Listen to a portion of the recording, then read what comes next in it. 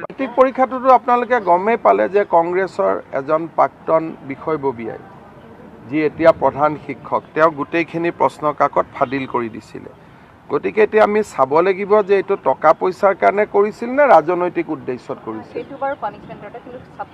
ছাত্ৰ-ছাত্ৰী পৰীক্ষা দিব ভাল কৰি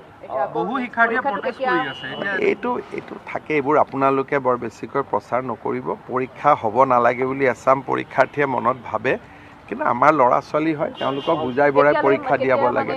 28 আৰু 1 তাৰিখে দিছে। মুখ্যমন্ত্ৰীয়ে এনেকৈ ক'লে নহ'ব নহয়, নামটোৱে ক'ব লাগিব। যিগৰাকী হেডমাষ্টাৰ গ্ৰেপ্তাৰ হৈছে তেওঁ প্ৰাক্তন কংগ্ৰেছৰ বিষয়ববীয়া আছিল। আৰে এইটো এটা কথা হ'ল নেকি?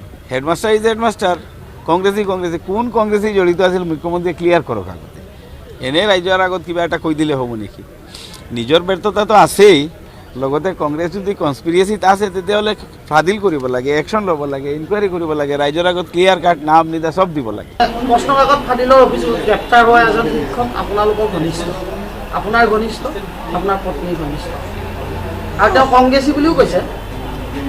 আমাৰ যি 3জন গ্ৰেপ্তাৰ কৰিছে তাৰে এজনৰ নাম ওলাইছে যে তেওঁতো বৰ্তমান আমাৰ আগতেতো প্ৰায়বিলাক মানুহেতো কংগ্ৰেছী আছিলে, এতিয়া বিজেপি মন্ত্ৰী MLA লগতো প্ৰাক্তন কংগ্ৰেছী।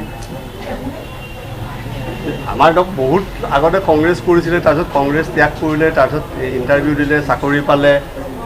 অসমৰতো প্ৰায়বিলাক মানুহেতো আগতে কংগ্ৰেছী আছিলে, কংগ্ৰেছী পূৰ্ণ হয়। মুখ্যমন্ত্ৰীও কংগ্ৰেছী, পাৰ্লিয়ামেণ্টাৰী প্ৰাইজ কংগ্ৰেছী, আমাৰ পাব্লিক হেল্থৰ মিনিষ্টাৰ কংগ্ৰেছী পূৰ্ণ হয়।